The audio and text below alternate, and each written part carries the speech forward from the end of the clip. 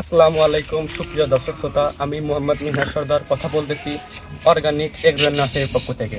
আজকে আমি আপনাদেরকে দেখাবো আমাদের কেঁচোর ছোট ছোট যেগুলো বাচ্চা থাকে, যেগুলো সহজে আলাদা হতে চায় না, নিটিং পদ্ধতিতেও আলাদা হতে চায় না, সেগুলো আমরা বাচ্চা কিভাবে আলাদা করতে পারি সেই সম্পর্কে আমরা বলতে গেলে, দেখুন আমি সুন্দর মতো হাতে একটি বল বানাইছি। এই বলের উপকারিতা কি আমাদেরকে আমি জানাচ্ছি। দেখুন কিভাবে বলটি বানাতে হয়। প্রথমে এগুলো কাঁচা গোবরটা সুন্দরভাবে এরকমভাবে আপনার হাতে নিয়ে একটু পানি ব্যবহার করতে হয় যেন একটু নরম হয়। এইভাবে সুন্দর মতো হাতে নিয়ে এরকমভাবে করতে হয়। করে আপনার প্রায় 20 থেকে 22 ঘন্টা রাখলে একটু একটু নরম থাকে। 20 থেকে 22 ঘন্টা রাখলে দেখবেন জমে যায় সুন্দর মতো। সেক্ষেত্রে আপনারা এরকম করে রাখে। তারপরে আমি আপনাদেরকে বলতেছি পর্যায়ক্রমে, দেখুন আমার সাথে থাকুন। এরকমভাবে সুন্দর মতো বল করে দেখুন আমি কতগুলো বল করেছি।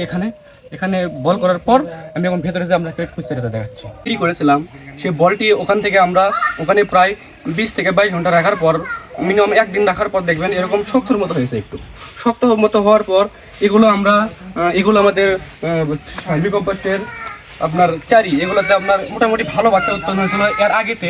সেগুলো আমরা সারিখানে সংরক্ষণ করছি। সংরক্ষণ বলতে কি, এখানে খালগুলো রাখছি।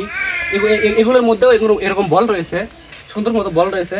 এখন দেখুন এগুলোতেও কিন্তু হিউজ পরিমাণ বাচ্চা রয়েছে, এগুলোতেও হিউজ পরিমাণ বাচ্চা রয়েছে। এখন এই বাচ্চাটা কারণ আপনার কিভাবে আমরা আলাদা করতে পারি সেই সম্পর্কে বলতে গেলে, যে আমরা বাচ্চাটা আলাদা করা খুব একটা ডিফিকাল্ট ব্যাপার।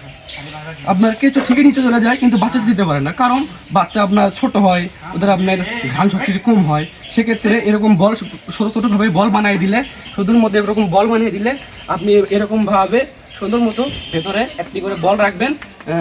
কিছু দূর পর একটি করে বল রাখবেন, তাহলে দেখতে পারবেন যে আপনার